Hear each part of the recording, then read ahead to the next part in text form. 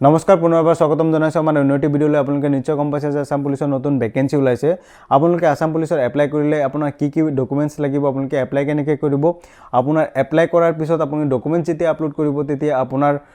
date of ইস্যুটো আপুনি কি দিব আৰু আপোনাৰ এমপ্লয়মেন্ট এক্সচেঞ্জটো আপোনাৰ ঠিক আছে নে নাই আপুনি এমপ্লয়মেন্ট এক্সচেঞ্জটো ৰি-ৰেজিষ্ট্ৰেশ্যন কৰিছে নে নাই আপুনি এমপ্লয়মেন্ট এক্সচেঞ্জটো যদি ৰিনিউৱেল কৰা নাই তেতিয়াহ'লে কিন্তু আপুনি নতুনকৈ ৰেজিষ্ট্ৰেশ্যন কৰি পেলাই এমপ্লয়মেন্ট এক্সচেঞ্জৰ তাৰ পিছত আপুনি এপ্লাই কৰিব লাগিব আৰু আপলোড কৰি তেতিয়া কিন্তু ডেট অফ ইস্যুটো দিব লাগে ঠিক আছে এতিয়া বহুতৰ মনতে কোৱেশ্চন আহি আছে যে ডেট অফ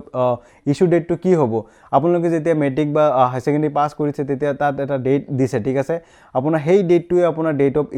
ইস্যু ডেট হ'ব আৰু আপোনাৰ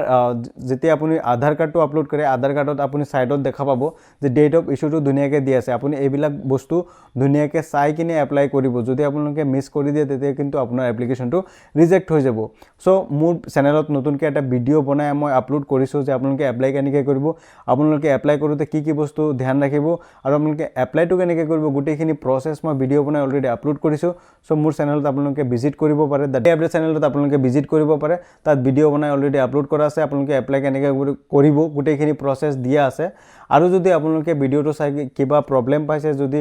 মোৰ কিবা আপডেট কৰিব লগা আছে তেতিয়াহ'লে আপোনালোকে কমেন্ট কৰি জনাব যাতে